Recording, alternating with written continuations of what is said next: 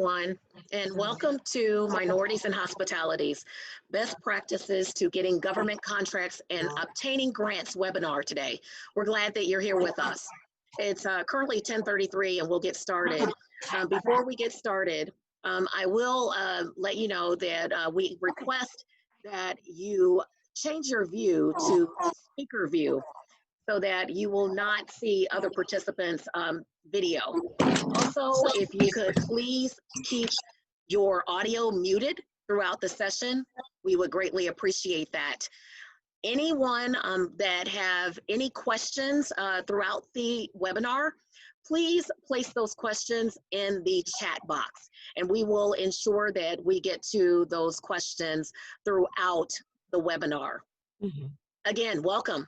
We will start our program now. We actually have two speakers with us today. Falicia Brewer is the president and senior consultant of Brewer Associates.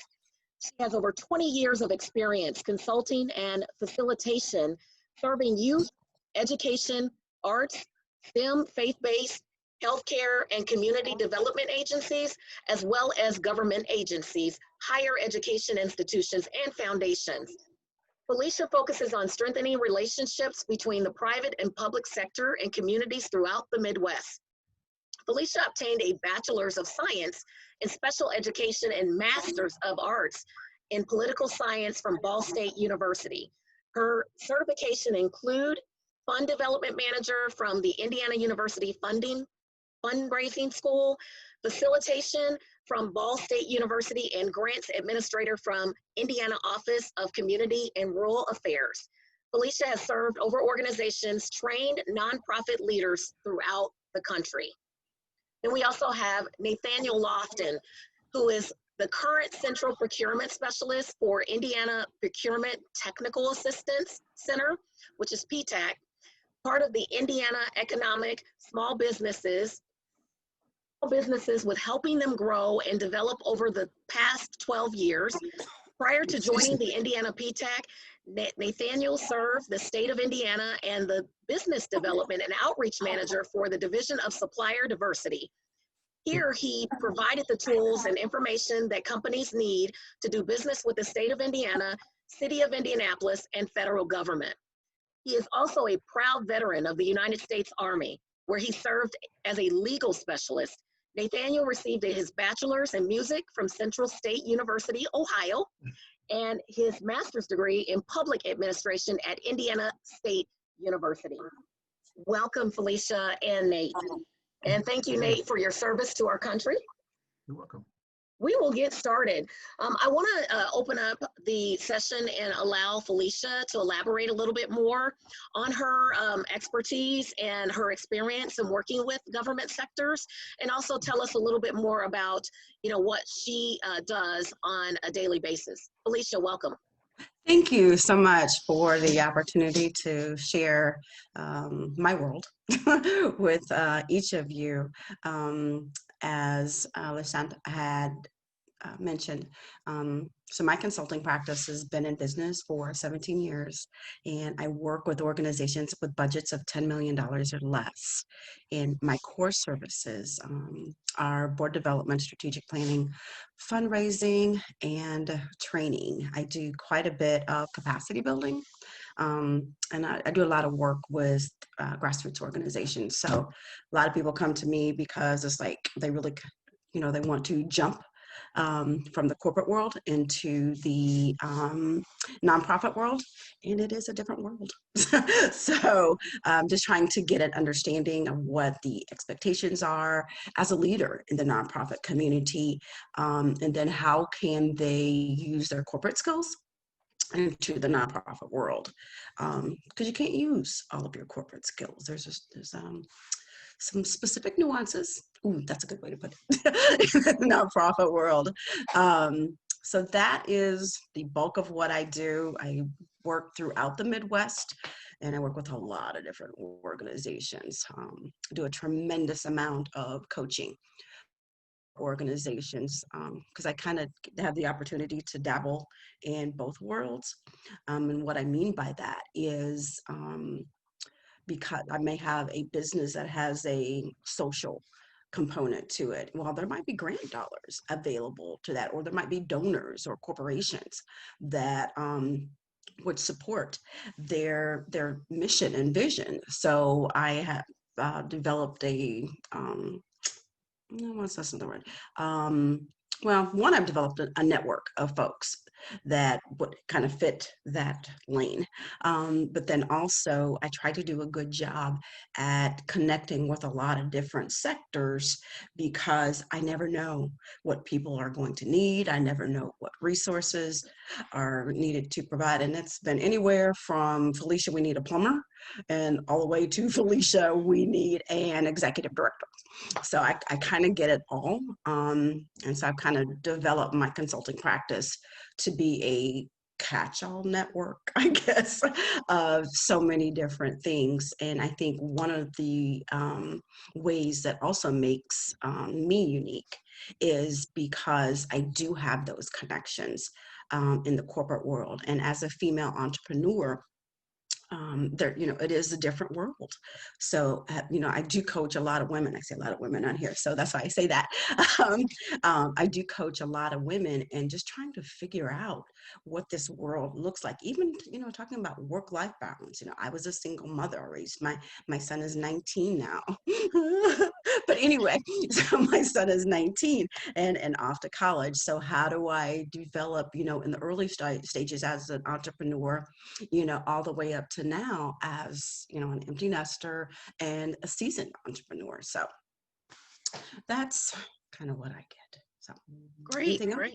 Thank you. And Nate, let's hear a little bit more about you and, your connection with the government sector and that industry. Thank you. Thank you for letting me present.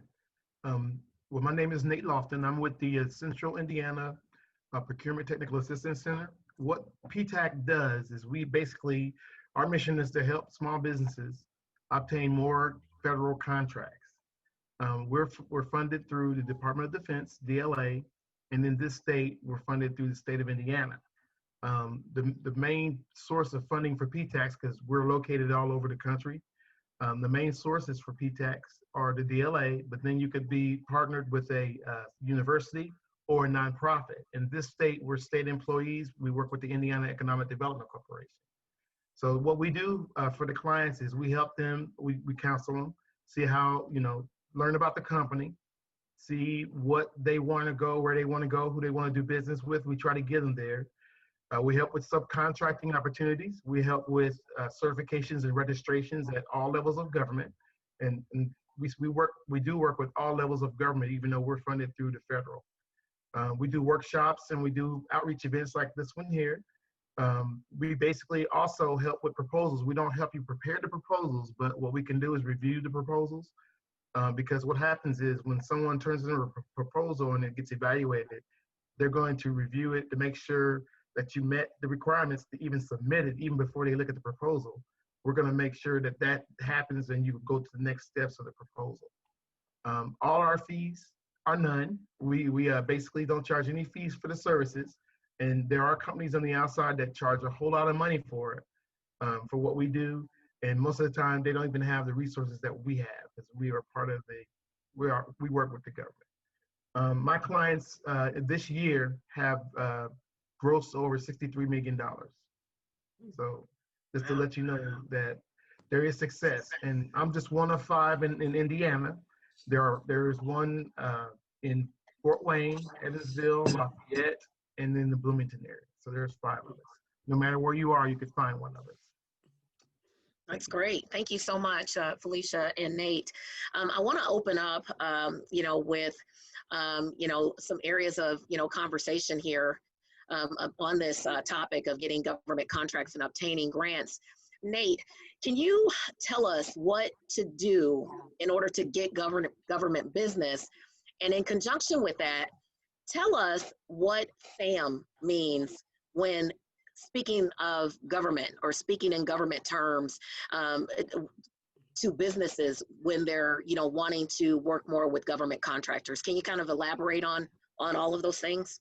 Well, those are really the same kind of thing. Normally, when we're looking at when a company comes to me and they want to work with me to do contracts, what I usually tell them, I usually ask them some questions. I ask them how long have they been in business. Normally, the government wants you to be in business at least 2 years. If they have been in business 2 years, I ask them, well, who do you currently do business with? So basically, I want to make sure that they're working and they're making money, because you want to be able to take care of your employees, and so I want to make sure they're making money. I want to find out what their aspirations are, as far as if they're looking at certifications or registrations, if they were going to do business with any different special agencies or specific goals that they have. Ask them about a business plan. If they have a current business plan, which most companies or all companies should have a business plan, you want to develop a different business plan for government. And the reason why I say 2 years is because the federal government wants you to have at least 2 years of business, because they don't want you to depend on the federal government for the livelihood of your company. They want you to have successful business on the outside. Now, when you mentioned the System for Award Management, the System for Award Management is the database that any company that wants to do business with the federal government has to register in. And it's just a database. You're going to put information about your company. You're going to put in payment information where you can receive payments, because that's how you get paid. It's going to decide on if your company's a large company or a small company based on the questions it asks. Let's say you want to do business with FEMA. There's questions about that in there.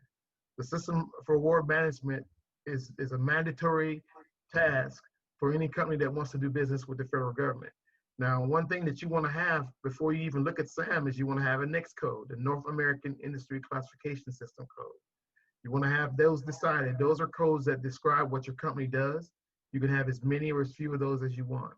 You also want to have a DUNS number. It's the number is called the Data Universal Numbering System, and most people call it the DUNS number because Dun & Bradstreet is the host of it now, but it's the Data Universal Numbering System. And that's a number that tracks business credit, and it's basically a number that's going to follow your business. I think that's just about it. Defining SAM is just a database for you, and it's a very important database. How long does it normally take in order to, get an acceptance and what they call a cage code in the SAM database system? Okay, so SAM, you could technically get through the registration in a day. It could take a couple. It depends on how you answer the questions. My rule of thumb is that if you're being asked the question and you don't understand it, most likely it doesn't apply to your company, because you got to understand that any company can apply to SAM. So there'll be some items in there that don't apply to your company. That database is your database. You can update it or change it anytime you want. The CAGE code is the Commercial and General Industry Code. And that's a code that's going to be assigned to you by the Department of Defense once everything in SAM is correct. So when you're in SAM, you want to make sure that you use the same name, spelled the same way that's registered in the Secretary of State's database if you're in that database. Your DUNS number has to be all the same as what's in the Secretary of State. And then what happens is, also, when you're doing your tax, you're getting your tax ID number, you want to make sure that all those things, the names, addresses match. If all those match when it gets to the end of the SAM, then you'll get your CAGE code. Usually when somebody doesn't get their CAGE code, it's because the name is mixed up somewhere. Tax ID might be different than what's on file. Somebody might have used their social security number as their tax, or they might have used something else. But if you get your CAGE code, that means everything is together. Great. And let's go into tips and best proacts for success when working with the government. Can you, do you have any tips, or do you have any, ways or suggestions that organizations, they can actually utilize, or any resources to be able to assist them with, working with the government? Well, I'm a resource. You have SCORE, which is the Service Corps of Retired Executives. They're free as well. And you have SBA people. And then you have what's called Small Business Liaison Officers. Most federal agencies have a small business officer or a small business liaison officer. They can assist you. But mainly what I do is I help with those companies, and a lot of them get referred to me from the SBA because I can work hands-on with them in most cases, and I'm probably seeing a lot of different kind of situations they come into that I can help them out of. What was the last question that you had, the last statement? Just basically, offering, Some suggestions as to, how, Okay, great. organizations that have never worked with the government, are there tips that they can, utilize Great. in order to Yeah, do there's so? some tips. Here's most important. Doing business with the government is, in a way, doing business with anybody. And a lot of companies fear doing business with the government because it's so much money. Okay, it's so much money. But the process to get those contracts is going to be kind of the same way you're getting them on the outside. You're going to work up relationships with the people who, or the organizations you want to do business with. You're going to market to them. You're going to learn how they buy. You'll look at their websites, learn what they buy, who buys it, who sells it to them. All those things are in need. Do outreach events with them so you can learn more about them. When I was with IDOA, Department of Administration, I was with the MWBE. What I saw us having outreach events, and there were pre-bid meetings, and those are meetings that are pre to the bid, so you can get more information about what you're going to bid on. But the people that were getting the contracts were the ones that showed up for those meetings, the ones who had meetings with the people in procurement, with me or with the procurement people, the people that you saw all the time. Those are the ones that had most of the contracts with the state. That makes sense. That makes sense. If you're interested in doing business, get to know, those contracting officers and get to know what's important to them and what they look for. And also know how you fit in. Know how you're gonna express to them that you can do business with them, that you'll fit in what their goal is. Absolutely. That's gonna help you quite a bit. Great suggestions.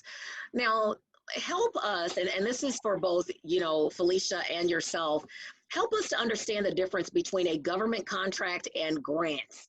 Falicia, can you start first and kind of give us the difference, understanding the difference between the two? Well, a grant is basically it's an award that with set parameters, a contract. And so I think of it, let me say it differently. Because I want to say it's like free money. No, it's not. But a grant is an award that you receive based on what you say you're going to do and how you are going to achieve these goals and objectives. A contract is, that's a good question. How would I do? You want to help me out here, Nate? Yeah, I was going to say, Nate, chime in. I know exactly where I want to go, but I'm not sure if that's the best way to say it. I can say it quick, but then I can tell you what the definition is. Okay. Grant, I was trying not to do that. A grant you don't have to pay back, right? Because that's money that's going to be given to you. You don't have to pay it back. A contract is a contractual agreement, legally binding agreement between two parties, and you're both binded by what is in the contract. You can lose if you breach the contract. You can lose some money. Contracts are very specific in what they're defining the scope of the work and all that good stuff. So it's a big difference. The grants, to me, grants, you get free money.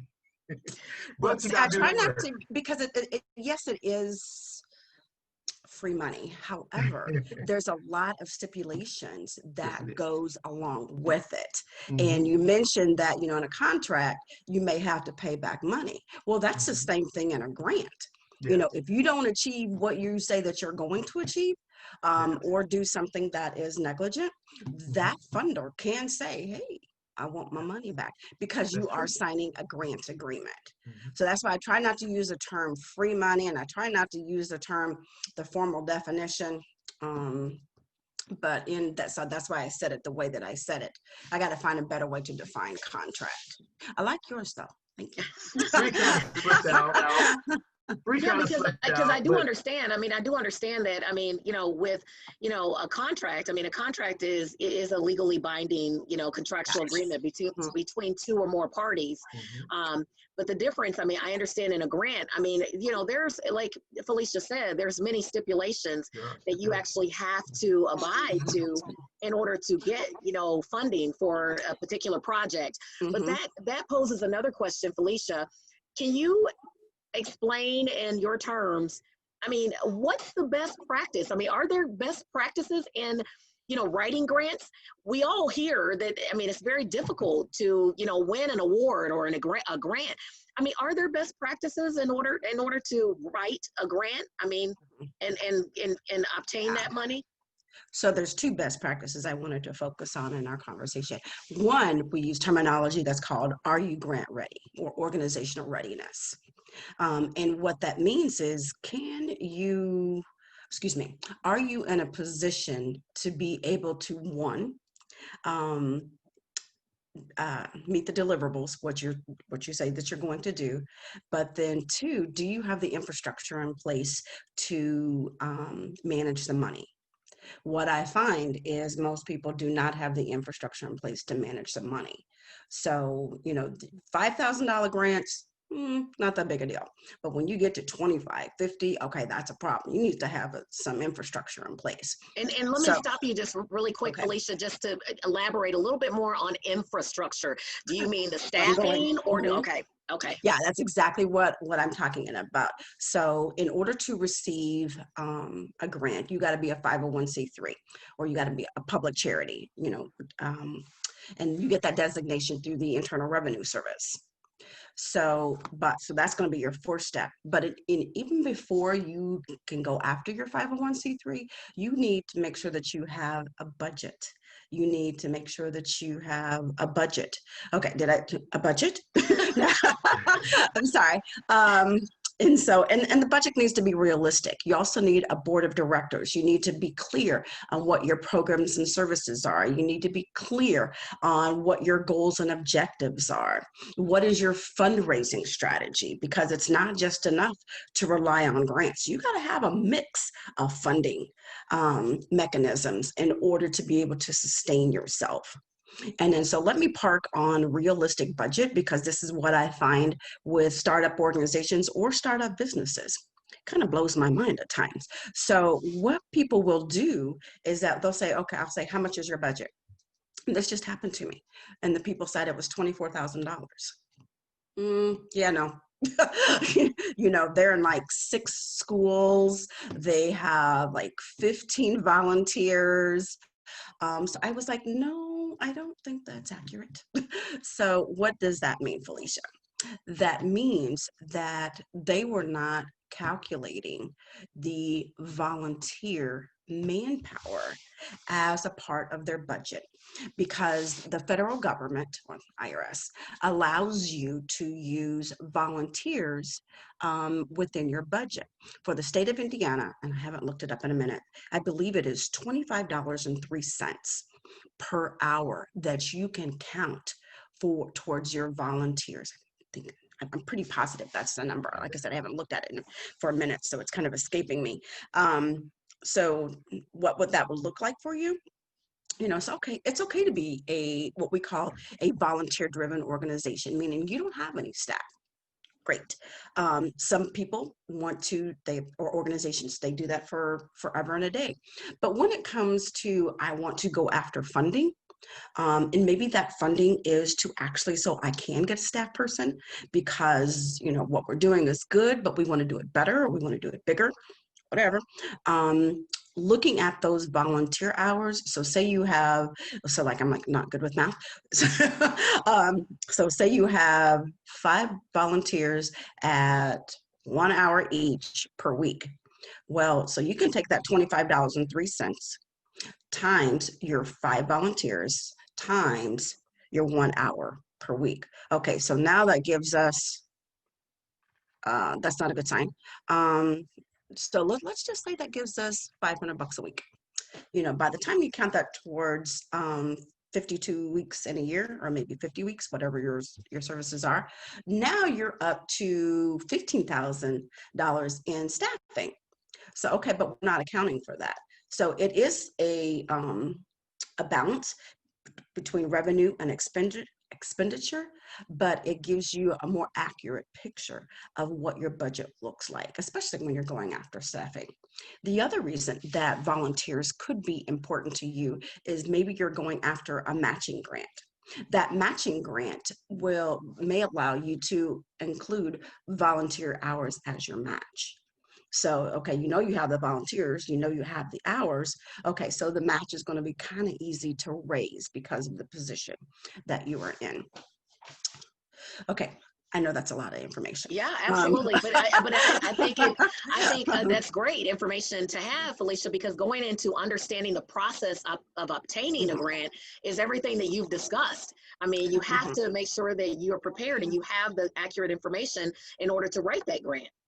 But it goes even a step further, so I do workshops all day long on the grant seeking process, just that whole world. So once you get your 501c3, you have your board of directors, you have your budget, it's like, okay, well, I think we're ready to go after grants. Then what you have to do is do what's called targeted research. It's down, write this down for me, or write this down for yourselves. At the public library downtown, and actually at any major university, they have a directory. It's called the Foundation Center Directory. I don't remember what their website, their URL is right off the top of my head. But if you Google Foundation Center Directory, it'll pop up. And what it is, it's a national database of all of the public and private foundations, family foundations across the country that actually are giving money out. So it's whether it's scholarships, community development, education, medical equipment, that information is there. And by doing that targeted research, that allows you to be able to be more intentional and how you are researching money for your mission. And that's whether you're a nonprofit or a for-profit, because there are some things that that foundations will give. Now, it's a different kind of foundation, but you can be a small business, especially in this world of COVID, and potentially get some grants. Especially women. Something just came across my desk yesterday and I can't remember, but take advantage of that because it's free. Because typically it would cost like $1,200 a year for a subscription, but it's free at the library. It's on the 4th floor. There's a guy named Rob who is absolutely amazing at it. And he can literally walk you through what you're looking for. Is that at the downtown library? Downtown library. Okay. Yeah, or I know it's at IUPUI and it's also at Butler. Those are the two that I've actually done the research at as well. So just a few other ones. And then once you do that targeted research, then you're going to be like, okay, let me just choose 5 foundations, for example, to submit a grant. But I don't know what they look like. I don't know what they do. So then what you need to do is actually contact that foundation and say, hey, my name is Billy. I'm interested in submitting a grant, but I really don't understand the process. Is there somebody that I can speak to? That person is going to be a program officer.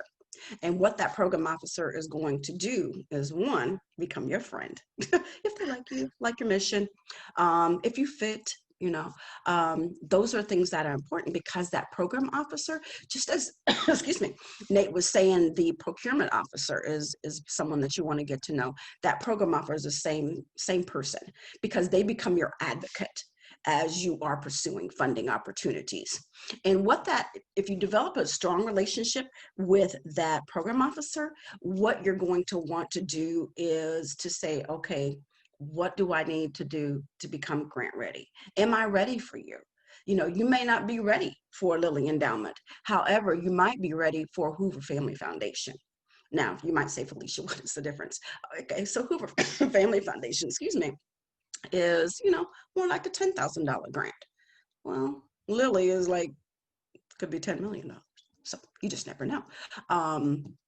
But my point being is that just starting somewhere and doing that targeted research really will help you as you begin to navigate the system and develop an understanding. I also encourage you, there's quite a few grant writing classes, nonprofit management classes that are free throughout the community. I know the library has a series that they're doing. That they do each year, and I've done that for many years. I believe 16 Tech is another one that's going to be doing something next year. But again, lots of free opportunities, which brings me to another one, another good resource in the nonprofit community in Indiana, which is an online newsletter, which is free. It's called Charitable Advisors. So that gives you information certainly on what's happening in Indiana, what are training opportunities, volunteer opportunities, who's getting grants. So why does she mention that?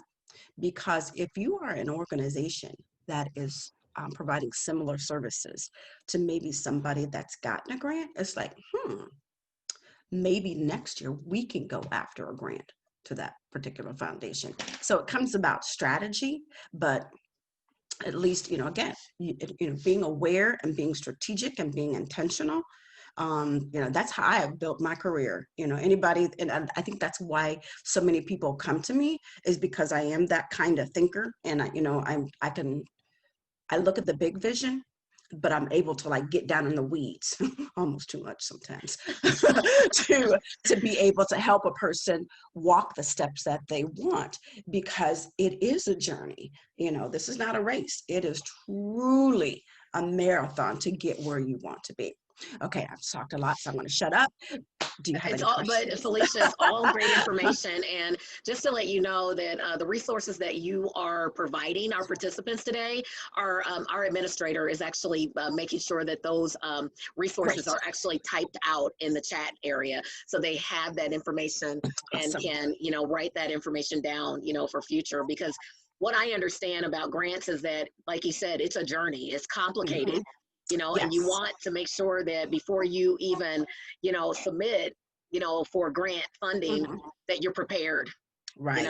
So all that information is wonderful. And, with staying on grants, I understand that there's 4 types. There's a competitive, formula, continuation, and pass-through. Can you please explain what each of these are? Well, I actually had to look these up so that I wouldn't go all over the place. So I'm going to talk about competitive last, because that's the one that typically we all would qualify for or would be seeking. So the formula grants is kind of think about HUD. It's based on the city's population. So they have all these different metrics that they do. And then basically they're just giving that pot of money. And it's typically from the federal government to states, and whatever those metrics are, they're giving is based on whatever formula that they come up with. That could be population, it could be poverty, it could be number of women. I mean, all kinds of different graphics, violence, and all kinds of stuff. Whatever that looks like, that's what the feds give. And then you ask me about continuation grants. Again, on the federal level, some on the state level, but not quite as much. And that's typically after you've received a grant from a federal agency. There's usually, so let me say that differently. Usually there is 1 year to 3 years of their award period. And then what they will do, if they like you and think you're really good, then what they'll do is allow you maybe a 3-year re-up, for example. So you just have to do a short form and apply. So basically, answer whatever the criteria is to continue that funding. And then the last one you mentioned is a pass-through. Again, federal funding, and that's where they're going. So think of it as going, well, there's actually 2 levels of that, of pass-through funding. So it's going from the federal government to, for example, the Indiana No, Department of Justice, Indiana Department of Justice, then it goes to the Indiana Criminal Justice Institute. Then the Indiana Criminal Justice Institute reallocates it through, or allocates it throughout the state. That's a pass-through. So that particular pot of money is already earmarked to do a specific thing within a community. And so the state has different vehicles in order, or agencies, to allocate that money. Now, phew, all right, that's a lot. I know. But I also want to be respectful of our time. So competitive, oh, I'm sorry. So let me think of pass-through again.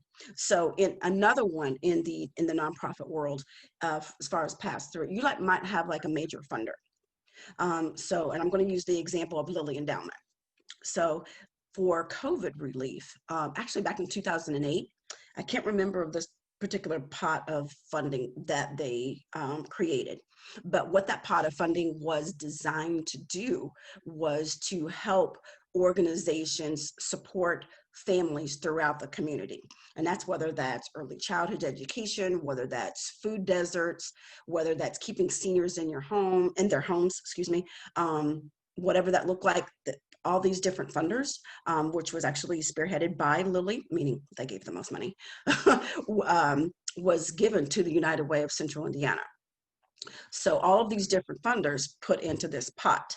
So what COVID has done is even increase it or magnified it, because our needs are different, and people who are accessing the services from the community-based organizations are very varied. So we have people who are making, might have been making $75,000 who have never visited a food pantry in their lives, lost their livelihood. I've got to go to a food pantry because I got to be able to feed my family. So we're seeing the demographics shift. So I say that to say is like now the funders are being very proactive in how they're giving. There's less restrictions, but they're being responsive to the needs of the community. Okay, so moving forward, that pot of money is being given through the United Way of Central Indiana. So major funders are giving to United Way of Central Indiana. Central Indiana is giving to different community-based organizations throughout the city, or Central Indiana, I should say. Right. So that is another definition of a pass-through. Phew. Okay.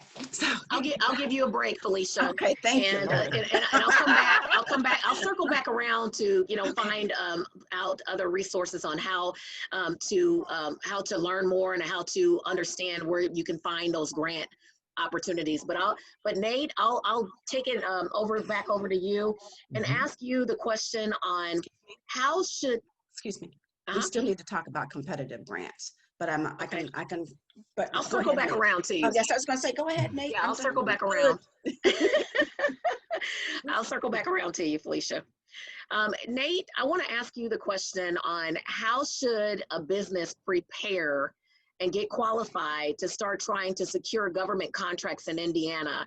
And before you answer that question, I've heard on several occasions, oh, well, there's contracting officers that you can build relationships with, that trust you and that will do business with you. But then I also hear that it's not about relationship. It's all about the product and what services they're looking for. But Falicia had mentioned too, if they like you, a grant, if they like you, then, they may be able to, help the process along with securing grants. But go ahead, Nate, and give us your insight on that.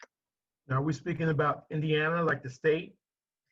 Just government contracts in the state of Indiana. If a business wants to, get qualified or prepare to apply for a grant or for a government contractor, they want to work with a government contractor in the state of Indiana, what advice can you give them? And is it possible to obtain a relationship with a contracting officer or officers? Yes, and yes, and yes. So to get your company qualified to do business with the state of Indiana, you would need to register in their database, which is their procurement database. Most governments are going to have a special place where you can put information about your business, and then that's how you would do business with them, because they want to know who's in their database. You can also get opportunities sent to you that way. In Indiana, it's the bidder registration. So you're going to be registering to be a bidder, and you're going to put your profile in their system, and that's their financial system. And then once that happens, you'll also start receiving opportunities. Indiana doesn't use the NAICS codes. They use the United Nations Standard Product Service Codes. So you can connect with me, and I can give you the site that you can look and find that, and that's what describes what your company does. Once your company is accepted into the system, no charge for any kind of government registrations. Just remember that. Federal, local, state, there's no charges. But you're definitely going to have companies that try to get you to pay for something, outside companies. So once you're in the system, you'll get opportunities. And you have, if your company is desiring to get a certification, a minority, a woman, or a veteran certification, you'll make a connection with the Division of Supplier Diversity. They're there to help you as well with the certification, as well as to help you make connections in the agency. Now, the state of Indiana has what they call the head procurements list. And that's a list that anybody can make a contact with. You can download it on their website. Those are the head procurement agents. And they're authorized to make purchases, what they call small purchases in Indiana, up to $75,000 at one time. And basically what you want to do is when you go to the list, you'll email them a copy of a capability statement, which is a 1 or 2 page document that talks about what your business has, does, and what you want to do in the future. You'll send them a capability statement. You can follow that with a call. You can also follow that with an email. And they are open because they're public. So you can get their contact information online anyway, but there is a list on there. You can work relationships with them. I always have my clients call the procurement office and speak with some of the procurement agents. So that way they can get to know who is out there. And when something comes up and they see you bidding on it, they know this company, and it could give you I'm not saying it's going to give you an upper hand, but it could be some favorable actions for you there because they know you. It's like I said before, most of the companies that I saw getting contracts were companies that I saw around the state building a lot, going to pre-bid meetings, having conversations with me or having conversations with the procurement people. That's really the biggest thing. You're going to network yourself.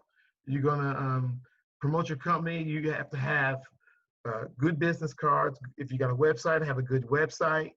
There's a lot of things that come into play because when I first meet a client, I go to their website to see what's on there. I go to the information on the Secretary of State to see what I can find on there. And then I try to connect them with those people when I find out where they want to do business at. Great. And then are there any particular websites, let's just say for the hotel industry? Can I jump in for a second? Sure.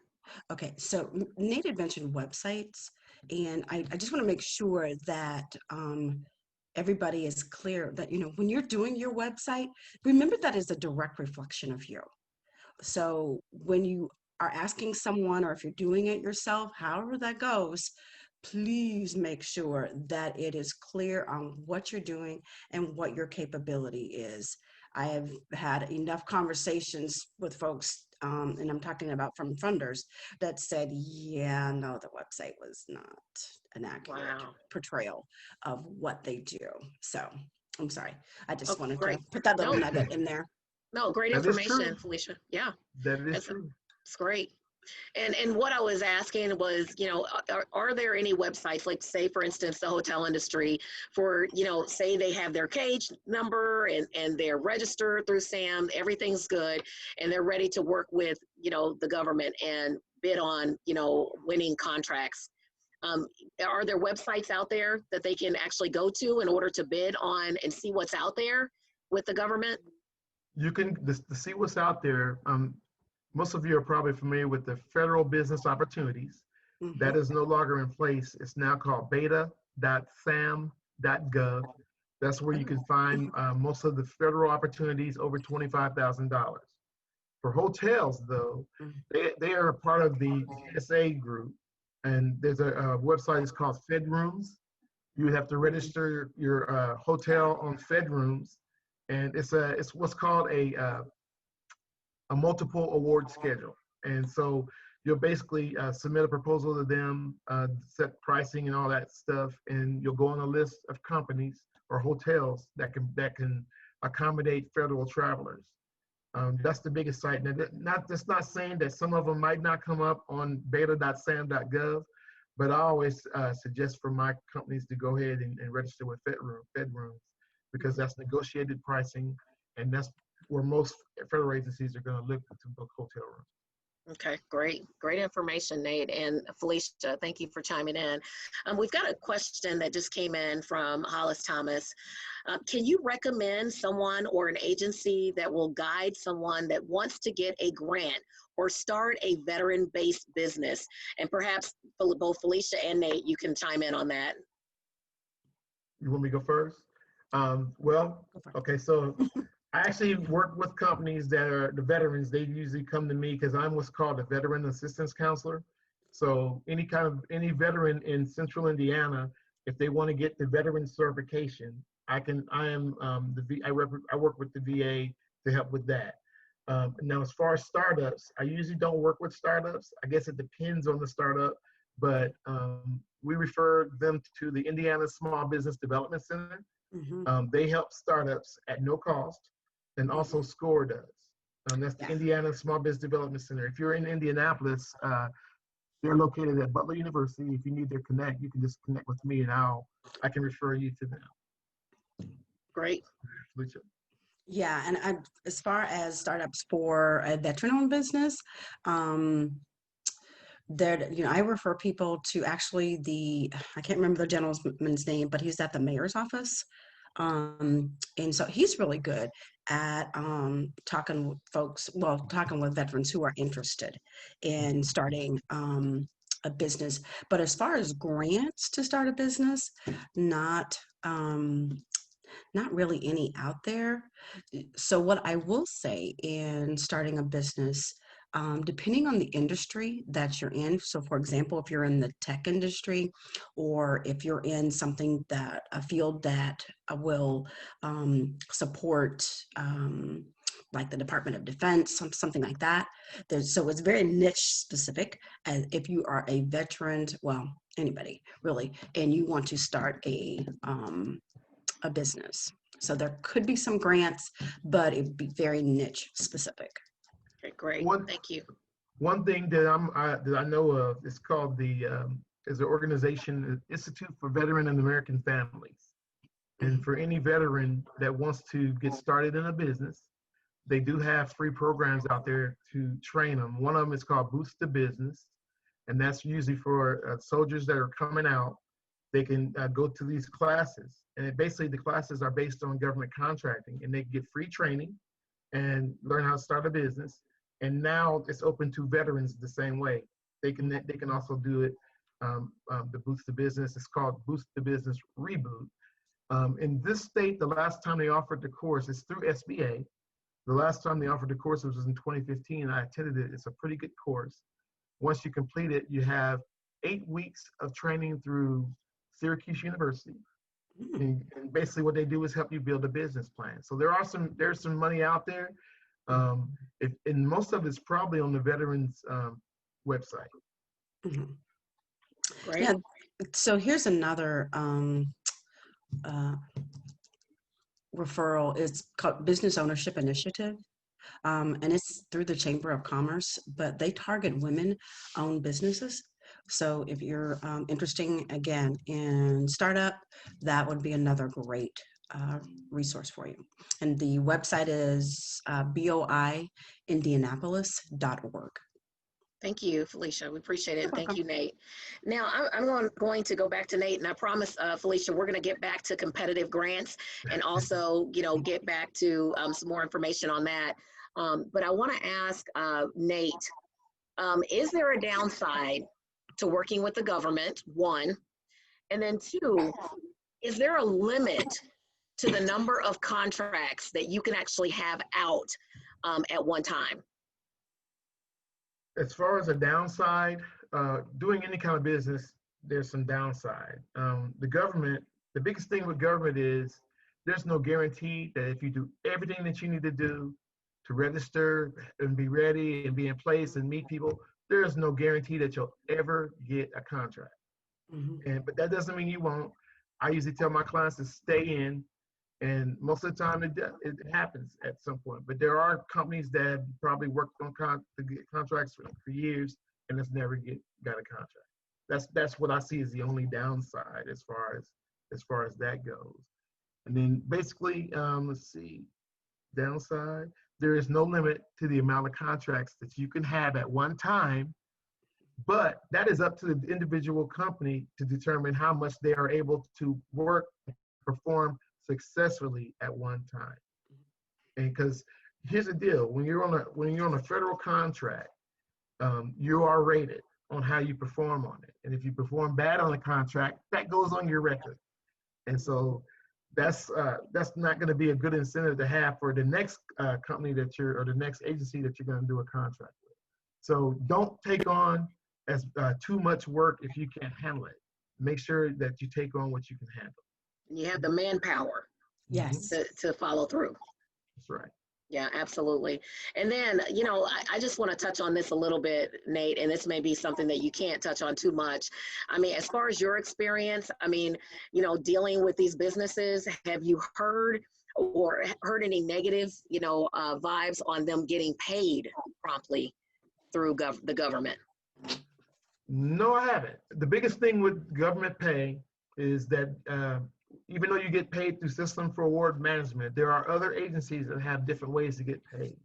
The wide area workflow, there's other ones.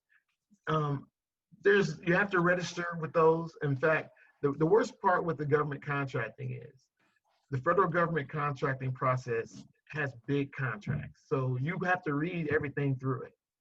It's going to tell you inside there how you're going to get paid, when you're going to get paid. The biggest thing is if you get a big contract and when they pay, it's probably going to be when you do the work or 30 days, depending on the contract.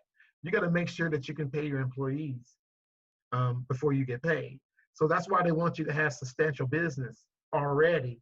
So when the government pays you, you won't go broke waiting for them to pay you. Right. That makes sense. That makes sense. Absolutely. Absolutely. Great.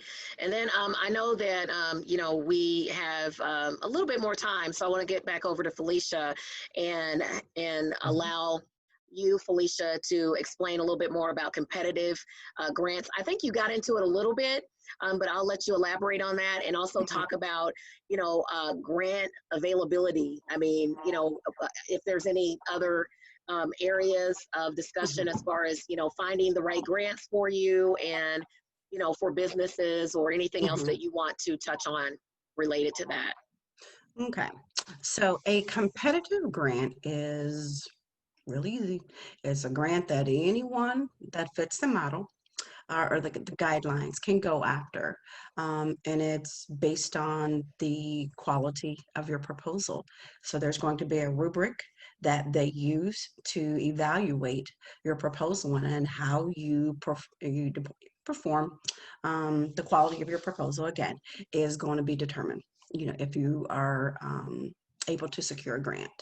So I would say for most of you to definitely take some grant writing courses. Make sure that you have those conversations with the funder prior to submission, because you really want to know what you're getting into.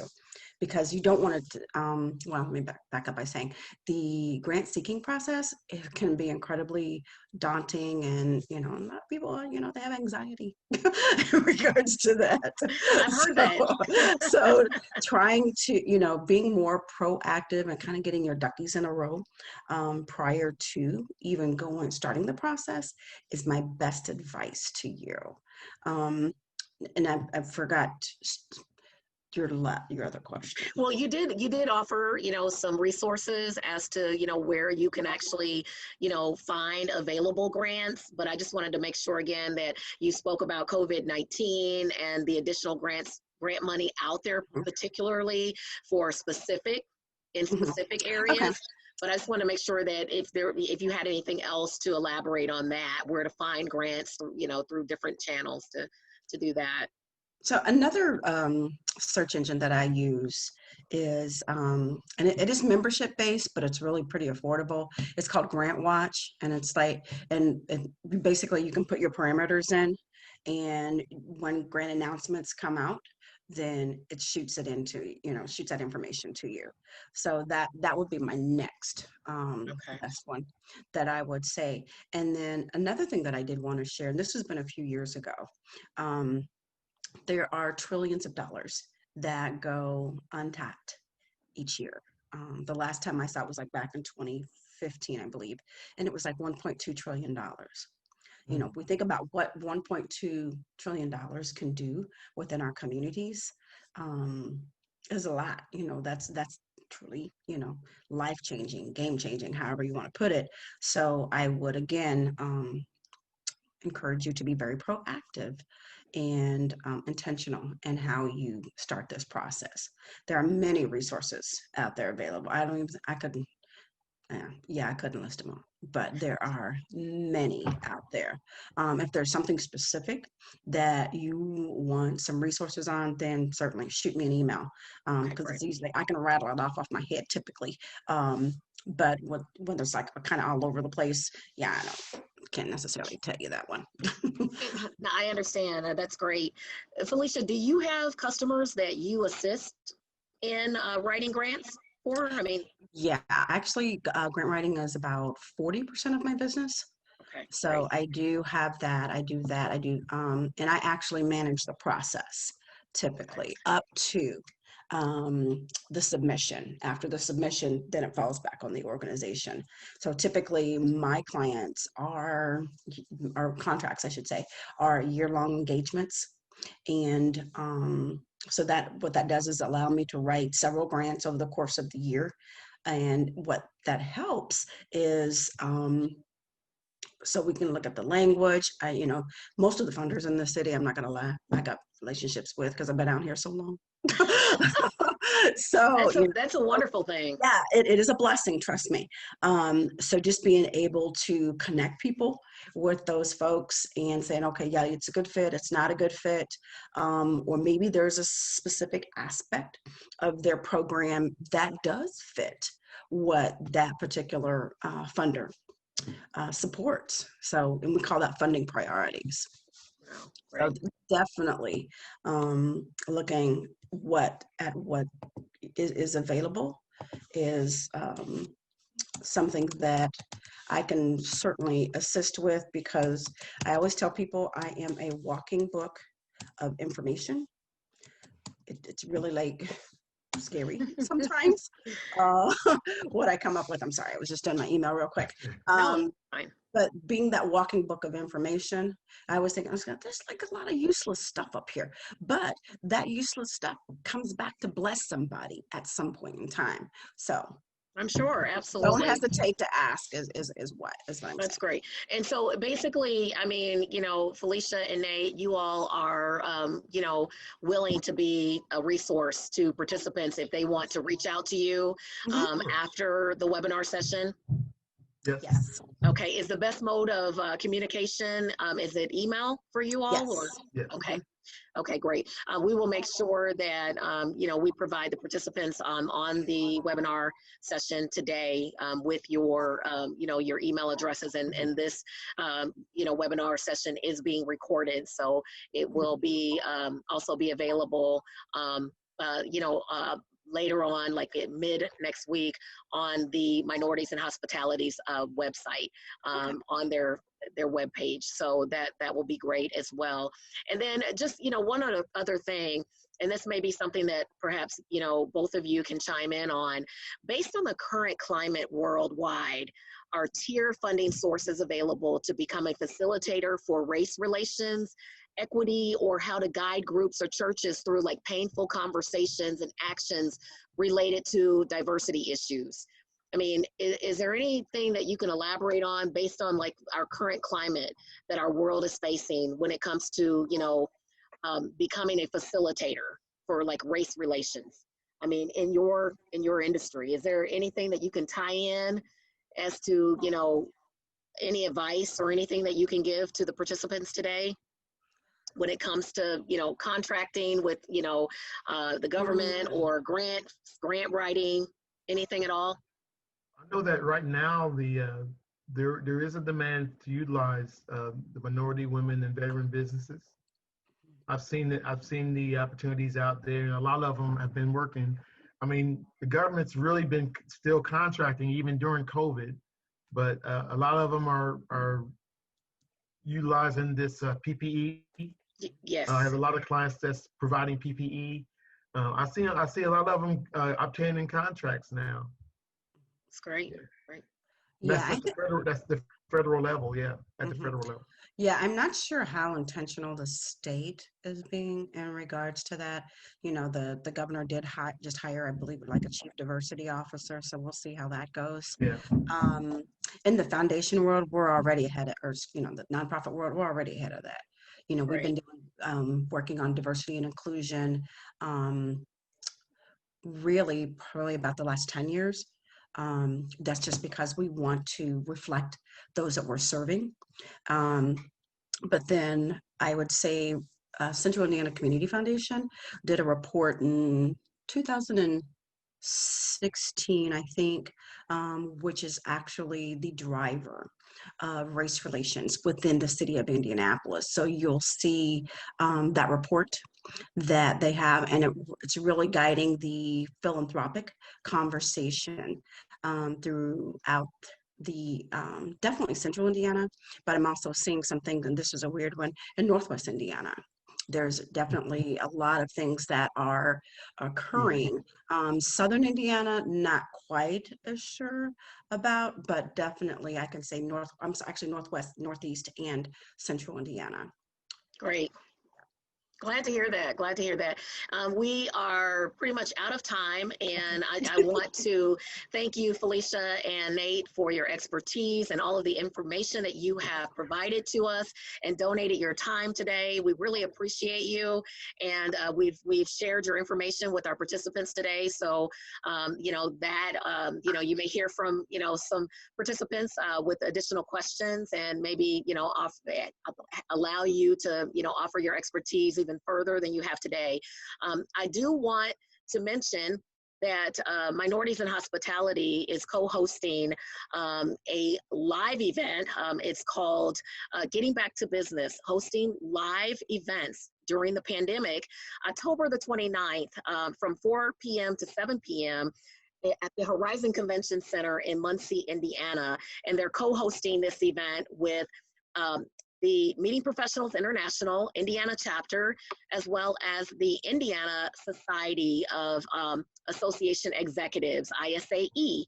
And so we're looking forward to hosting this event and, again, getting our industry back on track and showcasing how you can host a live event while being safe and adhering to the CDC regulations. So we hope that you'll be able to join us during that event. Again, it is on Thursday, October the 29th from 4 p.m. to 7 p.m. at the beautiful Horizon Convention Center in Muncie, Indiana. So we'll look forward to hosting you all and seeing you then. And we appreciate your time today. And if you could, Nate and Falicia, if you could just stay on online for a little bit, but we are finished with our session, and thank you again. Thank you. Thank you. Bye, everyone. Bye.